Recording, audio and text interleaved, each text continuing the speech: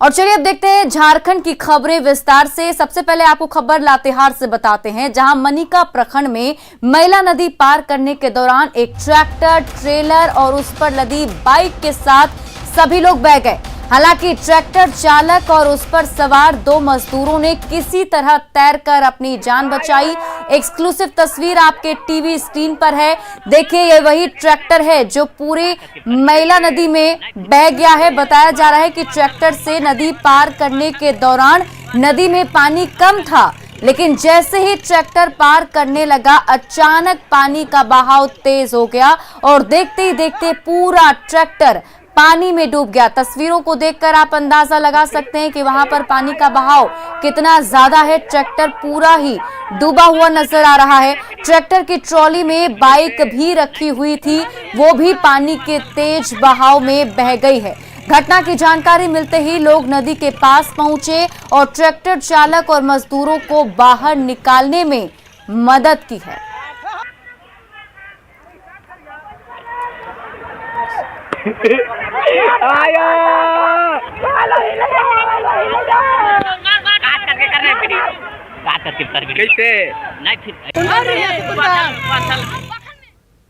और एक और तस्वीर हम आपको दिखाते हैं, जिस तस्वीर को देखकर आप मैला नदी का जो कहर अभी बरप रहा है उसको समझ सकते हैं। देखिए, तस्वीर आपके टीवी स्क्रीन पर है, किस तरह नदी के बीच में ट्रैक्टर पहुंचा है और पानी में डूब चुका है और उस पर सवार ड्राइवर और मजदूर जान बचाने के लिए ट्रैक्टर पर खड़े हो गए हैं। ये देखिए, तस्वीर आपको हम दिखा रहे हैं मैला नदी की तस्वीर, जहां पर ट्रैक्टर जो है पूरी तरीके से डूब चुका है। मजदूर जो है ट्रैक्टर के ऊपर खड़ा है और अपनी जान बचाने की कोशिश कर रहा है, मदद की गुहार भी लगा रहा है, लेकिन नदी की तेज धार ऐसी है कि कोई भी उसमें जाने की हिम्मत नहीं कर पा रहा है। काफी देर तक जूझने के बाद जब नदी की तेज बहाव में ट्रैक्टर पलट गया तो सभी लोग नदी में ही कूद गए, जिसके बाद तेज धार में ट्रैक्टर, ट्रेलर और उस पर रखी बाइक सब कुछ बह गया। हालांकि ड्राइवर और मजदूरों ने किसी तरह तैरकर अपनी जान बचाई।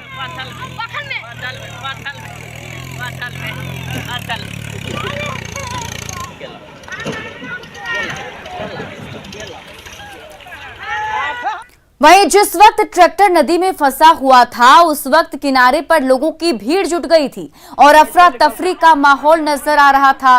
सभी लोग ट्रैक्टर चालक और उसमें सवार मजदूरों की हिम्मत बंधा रहे थे कि वो मजदूर और ट्रैक्टर चालक अपने आप को बचा ले। देखिए, आसपास भीड़ भी आपको दिखाई दे रही होगी। ये मैला नदी है जिसके अंदर ट्रैक्टर के से पास करने की कोशिश की जा रही थी, लेकिन जैसे ही ट्रैक्टर बीच नदी में पहुंचा कि वहां पर बहाव तेज हो गया। शोर सुनकर आसपास के लोग वहां पर इकट्ठा हो गए। मौके पर कई सारे लोग मौजूद थे। जिस तरीके से तेज बहाव पानी का था, वैसे में किसी की भी हिम्मत नहीं हुई कि मजदूरों की मदद की जाए, लेकिन ट्रैक्टर चालक और मजदूर ने किसी तरीके से तैरकर अपनी जान बचा ली।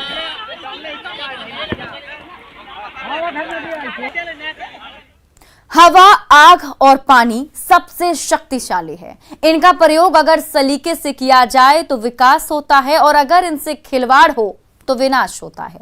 लातेहार में जो कुछ हुआ वो नहीं होता अगर पानी की शक्ति को ट्रैक्टर चालक समझ जाता। खबर के मायने को हम आपको समझाने की कोशिश करते हैं। बरसात में नदी से दूरी बनाए रखें, वाहन नदी में कतई ना उतारें, ये सबसे इंपॉर्टेंट और महत्वपूर्ण है। खुद को पानी के सामने 30 मार खान बिल्कुल मत समझिए। बहुत जरूरी हो तो नाव या फिर बोट का प्रयोग करें। पानी की ताकत को कम आंकने की कोशिश बिल्कुल ना करें, नहीं तो कुछ ऐसा ही आपके साथ भी हो सकता है। चलिए बढ़ते हैं आगे और बात केंद्रीय जनजातीय मंत्री अर्जुन मुंडा की, जिन्होंने कहा है कि प्रधानमंत्री के नेतृत्व में वैश्विक चुनौतियों का सामना करते हुए देश आगे बढ़ रहा है। उन्होंने कहा कि सदन में कई विषयों पर चर्चा होगी, साथ ही जरूरी विधायी कार्य भी निपटाए जाएंगे। वहीं महंगाई पर विपक्ष के विरोध प्रदर्शन और उसे संसद में उठाने पर केंद्रीय मंत्री ने कहा कि लोकतंत्र में सबको अपनी बात कहने का अधिकार है और यही लोकतंत्र की खूबसूरती है। प्रधानमंत्री नरेंद्र भाई मोदी के नेतृत्व में इस समय देश आगे बढ़ रहा है और वैश्विक चुनौतियों का सामना करते हुए समाधान के रास्ते पर लगातार भारत कदम बढ़ा रहा है। और सदन जब आहूत होती है तो बहुत सारे ऐसे विषय जो चर्चा में आती है सरकार संज्ञान में लेती है और उन सारे चीज़ों को करने के साथ जो विधायी कार्य है उन कार्यों को आगे बढ़ाती है ताकि देश के जनता को उसका लाभ मिले।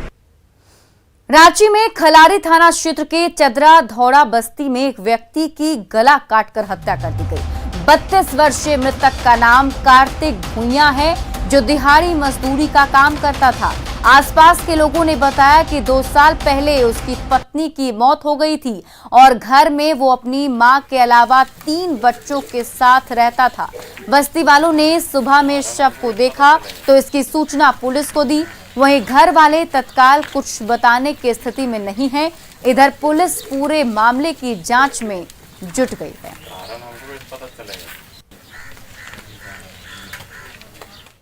बोकारो के चास में 2 मोहल्लों के बीच जमकर मारपीट और पत्थरबाजी हुई, जिसमें कई लोग घायल हो गए। स्वर्णकार मोहल्ले और अंसारी मोहल्ले के लोगों के बीच मारपीट हुई।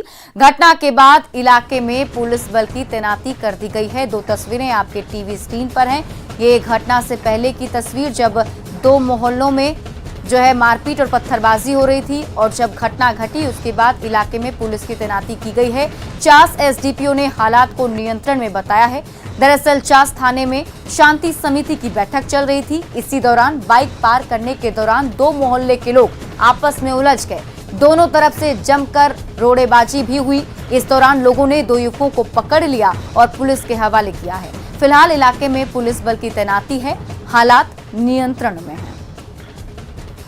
सर बुलेट में 3 आदमी था, 3 लड़का था, आ रहा था तो मोहल्ले का लगभग टच हो गया तो बाबू बढ़िया से चलाओ, तो इसी पे गाली जाओ न रे बहुत बड़का तुम लोग रंगबाज हो गया, ये हो गया वो हो गया। बातचीत हो गया, इधर से भी गाली दिया उधर से भी गाली दिया, चला गया। एक बैग उधर से आया 10-15 आदमी 20 आदमी 30 आदमी आया और आके यहीं पे पकड़ के मारने लगा पूरा। बाइक से कुछ लड़के जा रहे थे, उसी में बाइक से रास्ते पर जो लोग खड़े थे उनके साथ विवाद हुआ नहीं हटने के कारण, और उसके बाद आपस में मारपीट हुई। फिर अन्य लोग भी उसमें शामिल हो गए और उसके बाद विवाद बढ़ गया था। शांति के लिए क्या आप लोग व्यवस्था की? वहाँ अलग से फोर्स का डिप्लॉयमेंट कर दिया गया है और निरंतर रूप से वहाँ गश्त की जा रही है। रांची पुलिस ने 14 जुलाई को हुए जमीन कारोबारी अल्ताफ हत्याकांड का खुलासा किया है। पुलिस ने 12 में से 10 आरोपियों को गिरफ्तार किया।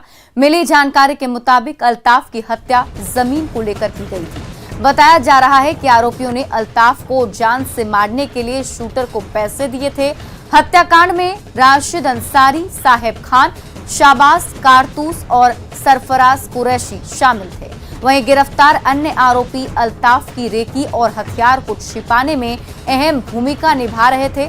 आरोपियों के पास से 2 बाइक, 1 स्कूटी, पिस्टल और कारतूस बरामद किया गया है। आरोपियों ने हत्या में जिस हथियार का इस्तेमाल किया था पुलिस ने उसे भी बरामद कर लिया। इस कांड में जितने भी हमारे पास अवेलेबल सोर्स थे, जो सीसीटीवी फुटेज थे, उसके आधार पे प्रत्यक्षता चैलेंज ये था कि उन लोग आइडेंटिफाई करना, उन लोगों का बैकग्राउंड जानना, वो लोग कहाँ पता करना। इस टीम के द्वारा फुटेज के आधार पे उस सारे अपराध कर्मियों की पहचान की गई, उनका अभी क्या स्थिति है निकाला गया। उसके बाद छापेमारी शुरू की गई। छापेमारी के उपरांत कांड में शामिल सारे जो अपराध कर्मी थे, जिसने कि शूट आउट किया था, जिसने रेकी किया था, जिसने अन्य अपराधियों को भागने में सहायता की थी या जिसने साक्ष्य को छिपाने में मदद की थी। नशे के तस्करों के खिलाफ सिमडेगा पुलिस को लगातार 5वें दिन बड़ी सफलता मिली है। ठेठई टांगर थाना क्षेत्र में अंतर्राज्यीय चेक पोस्ट पर जांच के दौरान एक कार से 40.5 किलो गांजा जब्त किया गया। वहीं कार सवार 3 लोगों को गिरफ्तार भी किया गया। पूछताछ में पता चला कि गांजे की खेप को ओडिशा से गढ़वा के रास्ते बिहार होते हुए नेपाल भेजा जा रहा था। गिरफ्तार तस्कर ओडिशा, गढ़वा और बिहार के रहने वाले हैं। वहीं तस्करों के बारे में जानकारी जुटाने के साथ ही उनके नेटवर्क की भी तलाश की जा रही है। एसपी ने इस सफलता के लिए ठेठई टांगर पुलिस को पुरस्कार दिए जाने की बात कही है। ये सब उड़ीसा से ये जहर का पुलंडा लाते हैं और हमारे झारखंड से होकर बिहार ले जाते हैं और वहाँ से नेपाल में अंतर्राष्ट्रीय बाजार में इसे जब बेचते हैं तो इसका मूल्य जो अनुमानित होता है बहुत अधिक होता है, लाखों में होता है। और कोरोना से लड़ाई में मास्क सबसे बड़ा हथियार है। मास्क रूपी कवच से ही कोरोना वायरस को फैलने से रोका जा सकता है। इसलिए आप सभी दर्शकों से अपील है कि मास्क पहनिए, खुद भी सुरक्षित रहिए, दूसरों को भी सुरक्षित रखिए, क्योंकि जीवन है अनमोल। मास्क का करें प्रयोग। और फिलहाल इस बुलेटिन में अभी के लिए बस इतना ही, लेकिन न्यूज़ 18 बिहार झारखंड पर खबरों का सिलसिला लगातार जारी है।